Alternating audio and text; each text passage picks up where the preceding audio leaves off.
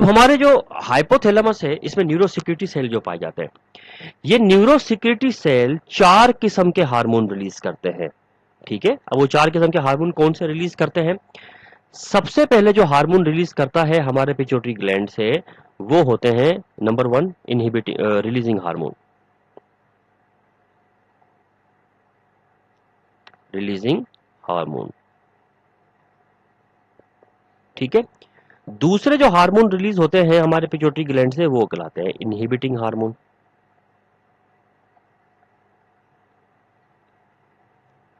Inhibiting hormone कहलाते हैं। तीसरे जो हार्मोन रिलीज होते हैं हमारे पिट्यूटरी ग्लैंड से वो कहलाते हैं एडीएच, एंटी डायूरेटिक हार्मोन। ठीक है, पढ़ेंगे हम इसको आगे जाके। और चौथे जो हार्मोन हमारे से रिलीज हो रहे हैं वो कहलाते हैं ऑक्सीटोसिन। ऑक्सीटोसिन। तो ये 4 जो हाइपोथैलेमस में न्यूरोसिक्रेटरी सेल्स पाए जाते हैं, ये न्यूरोसिक्रेटरी सेल ये 4 किस्म के हार्मोन से रिलीज कर रहे होते हैं। अब ये जो 4 टाइप के हार्मोन हैं, इनमें ये रिलीजिंग हार्मोन और इनहिबिटिंग हार्मोन ये पिट्यूटरी ग्लैंड के लिए होते हैं। ठीक है, ये पिट्यूटरी ग्लैंड के लिए होते हैं और पिट्यूटरी ग्लैंड के ऊपर ये उसको रेगुलेट करने के, उसकी एक्टिविटीज को रेगुलेट करने के लिए होते हैं। रेगुलेट करने का मतलब ये है कि कब पिट्यूटरी ग्लैंड को एक्टिवेट करवाना है और कौन सा हार्मोन रिलीज करवाना होता है, उसके लिए होते हैं।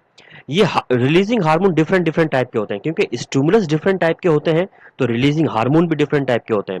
और इस तरह जब डिफरेंट डिफरेंट टाइप के रिलीजिंग हार्मोन रिलीज होते हैं तो डिफरेंट डिफरेंट टाइप के सिग्नल मिलते हैं पिट्यूटरी ग्लैंड को, और पिट्यूटरी ग्लैंड रिस्पॉन्स भी डिफरेंट तरीके से करता है। मतलब उससे जो ट्रोपिक हार्मोन रिलीज होते हैं वो भी डिफरेंट टाइप के होते हैं, जिसकी वजह से आपके सारे एंडोक्राइन ग्लैंड्स के जिस हिसाब से वो हार्मोन पिट्यूटरी ग्लैंड रिलीज करेगा वो उसी एंडोक्राइन ग्लैंड पे जाकर काम करेगा। ठीक है, और फिर जब काम मुकम्मल हो गया तो इनहिबिटिंग हार्मोन जाकर उसको रोक देते हैं। लेकिन यहां पर सवाल ये पैदा होता है कि ये एडीएच और ऑक्सीटोसिन का क्या है, ये कौन से हार्मोन है, मतलब इनका क्या केस है, इनका क्या मामला है? एक्चुअली होता यह है कि एडीएच जो है और ऑक्सीटोसिन ये हार्मोन रिलीज तो हाइपोथैलेमस से होते हैं, release from hypothalamus.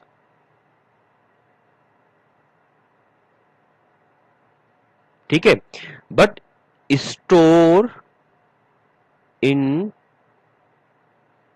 Posterior pituitary gland.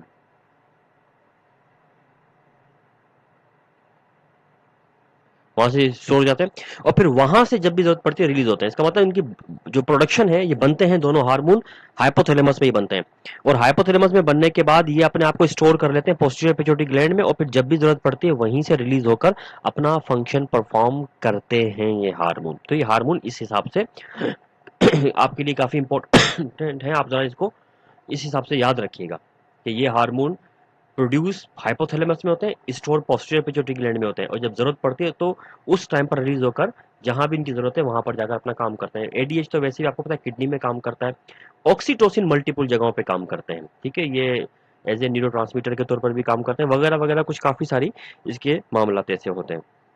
ठीक है, तो स्टूडेंट ये हमने थोड़ा सा हाइपोथैलेमस के बारे में डिस्कस किया था। आई होप कि हाइपोथैलेमस के बारे में आपका थोड़ा सा कॉन्सेप्ट जो है ना वो क्लियर हो गया होगा कि हाइपोथैलेमस एक्चुअली क्या चीज है और कैसे फंक्शन करता है, और ये कंट्रोल करता है पूरे आपके एंडोक्राइन सिस्टम को। ठीक है, अब फाइनली हमने ये देखना है कि हाइपोथैलेमस से रिलीजिंग और इनहिबिटिंग हार्मोन्स कौन कौन से सिक्रीट होते हैं, मतलब उनकी क्या लिस्ट है।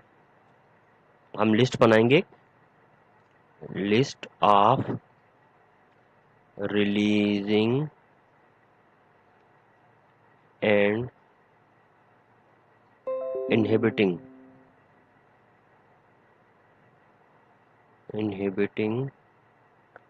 हार्मोन्स। ठीक है, इनकी लिस्ट। अच्छा, इस लिस्ट में जो टॉप ऑफ द लिस्ट जो हार्मोन है वो है टीआरएच।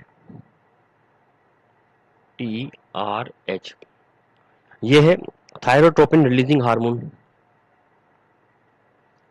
Thyrotropin releasing hormone.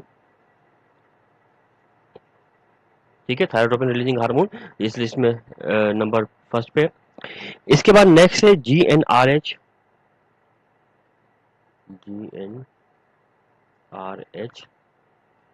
ये है गोनेडोट्रोपिन रिलीजिंग हार्मोन, गोनेडोट्रोपिन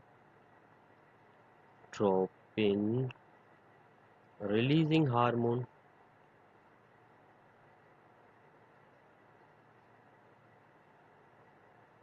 ठीक है, गोनेडोट्रोपिन रिलीजिंग हार्मोन है ये। उसके बाद नेक्स्ट जो है हमारे पास वो है GHRH, growth hormone releasing hormone.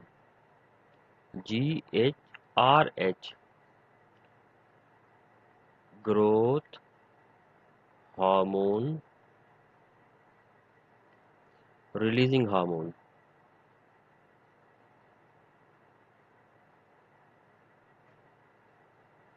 ठीक है, ग्रोथ हार्मोन रिलीजिंग हार्मोन। उसके बाद नेक्स्ट है GHIH, growth hormone inhibiting hormone. GHIH, यह है ग्रोथ हार्मोन इनहिबिटिंग हार्मोन। ठीक है, ग्रोथ हार्मोन इनहिबिटिंग हार्मोन। इसके बाद है PIH, prolactin inhibiting hormone. PIH, prolactin inhibiting hormone.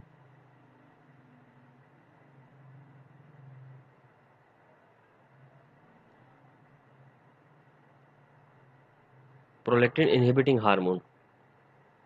ठीक है, उसके बाद नेक्स्ट है आपके पास melanocyte inhibiting hormone, MIH। MIH, melanocytes inhibiting hormone, melanocyte inhibiting hormone.